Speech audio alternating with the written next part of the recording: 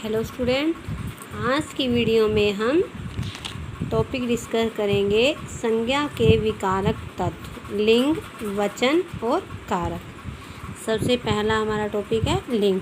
लिंग क्या होता है? शब्द के जिस रूप से पुरुष या स्त्री जाति का बोध हो उसे लिंग कहते हैं।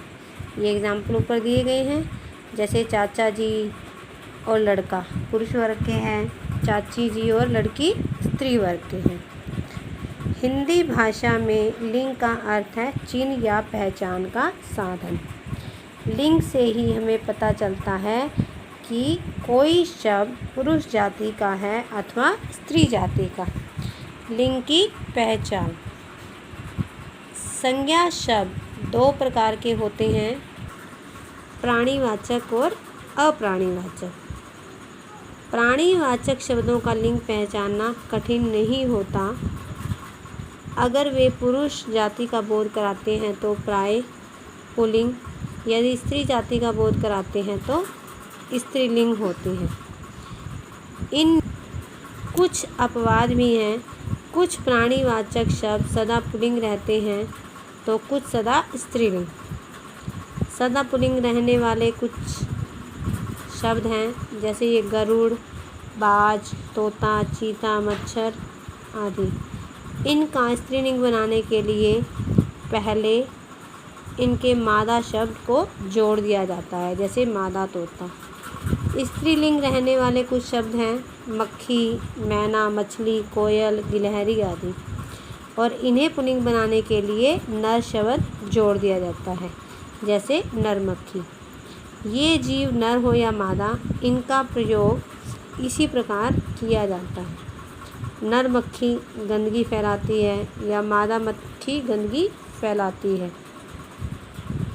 वास्तविक समस्या उन संज्ञा शब्दों की है जो प्राणीवाचक नहीं है, जो न तो नर हैं न ही मादा, जैसे आकाश, मेज, कुर्सी, चित्र, छाता इत्यादि। ऐसे शब्दों का लिंग निर्णय व्यवहार, शब्दकोश, माता पिता, गुरु तथा परंपरा आदि का सहारा लेकर किया जाता है, या हम उसे वाक्य बनाकर हम देख लेते हैं कि वह स्त्रीलिंग में है या पुल्लिंग में है।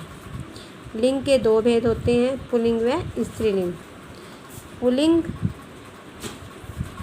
वे शब्द होते हैं जो किसी प्राणी, वस्तु आदि के पुरुष जाति का बोध कराते हैं, जैसे ऊँट, मोर, लड़का, पिता, चूहा आदि। पुल्लिंग की पहचान। निम्नलिखित शब्द प्राय पुल्लिंग होते हैं। अकारांत तत्सम संज्ञाएं, जैसे एग्जाम्पल दिए हुए तन, मन, धन, मित्र, पुष्प आदि। अ से अंत होने वाले हिंदी के तद्भव शब्द आ, आव, पा, पन, न, क, तव, आवा आदि से अंत होने वाली संज्ञाएं। यदि किसी शब्द के लिंग का ज्ञान न हो तो वह पुल्लिंग है या स्त्रीलिंग, तो इसकी पहचान हम इन शब्दों के बहुवचन पर ध्यान देकर करते हैं। स्त्रीलिंग शब्दों के बहुवचन में या इन्हें प्रत्यय लगे होते हैं, जैसे मेज़, मेज़ें, पुस्तक, पुस्तकें, ये स्त्रीलिंग है। और ऐसे पुल्लिंग शब्दों के बहुवचन में या ए प्रत्यय नहीं लगते, जैसे पेन और घर। कुछ पर्वतों, दिनों, ग्रहों, रत्नों, पेड़ों, अनाजों, धातुओं, पदार्थों, समुद्रों, द्वीपों, देशों, फलों, महीनों के नाम पुल्लिंग में होते हैं। ये एग्जाम्पल दिए हुए हैं। शरीर के कुछ अंग पुल्लिंग में होते हैं। खाना, दान, वाला, ऐरा से अंत होने वाले शब्द भी पुल्लिंग में होते हैं। स्त्रीलिंग।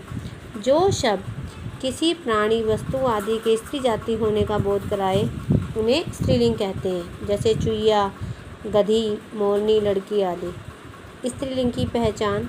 संस्कृत के आकारांत शब्द, उकारांत तत्सम संज्ञाएं, ये एग्जाम्पल दिए हुए हैं। भाषाओं के नाम, इकारांत संज्ञाएं।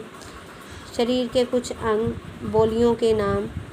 जिन शब्दों के अंत में आवट, या, ता, आई, आहट आदि आते हैं। नी, इमा से अंत होने वाले शब्द, नदियों, झीलों के नाम, इकारांत संज्ञाएं। ये पुल्लिंग से स्त्रीलिंग बनाने के नियम हैं, इसे आप स्वयं रीड करोगे। दोबारा देख लेते हैं। लिंग का शाब्दिक अर्थ है चिन्ह। लिंग से पुरुष या स्त्री जाति का पता चलता है। लिंग के दो भेद हैं, पुल्लिंग और स्त्रीलिंग। पुल्लिंग से पुरुष जाति का और स्त्रीलिंग से स्त्री जाति का पता चलता है। नेक्स्ट टॉपिक हमारा है वचन। वचन क्या होता है, ये एग्जाम्पल देख सकते हैं हम ऊपर।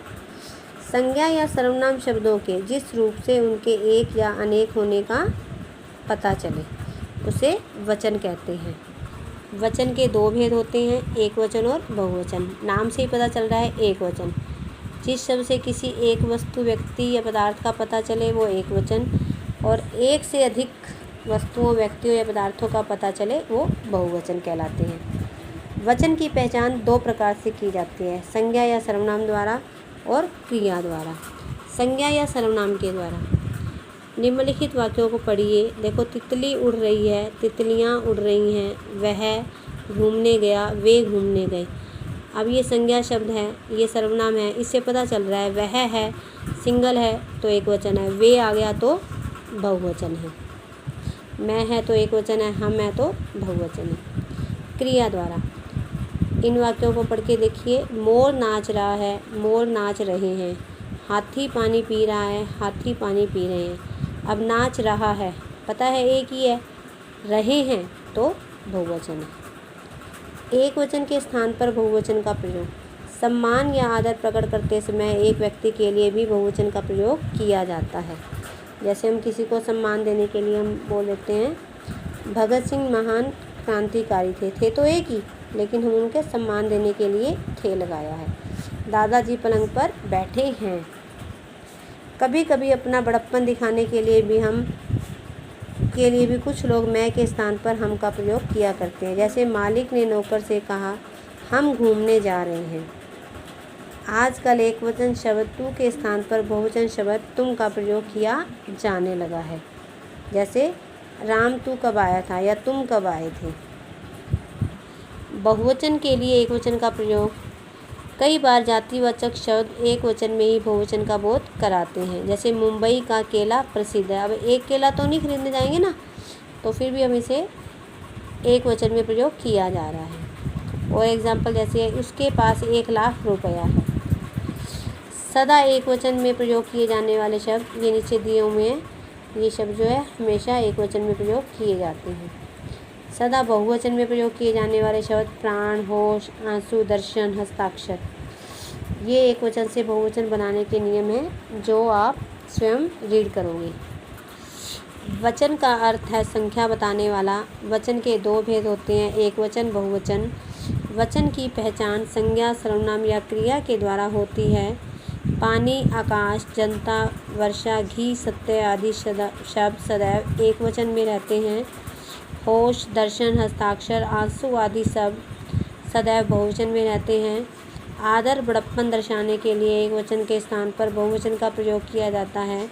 शब्द युग्मों में वचन परिवर्तन के समय केवल अंतिम शब्द में बदलाव होता है। ये आपका लेसन हाफ हो चुका है। आज इतना ही करेंगे। नेक्स्ट जो इसका पार्ट है नेक्स्ट वीडियो में करेंगे। इतना ही रीड करना है आपने और एक्सरसाइज ट्राई करनी है।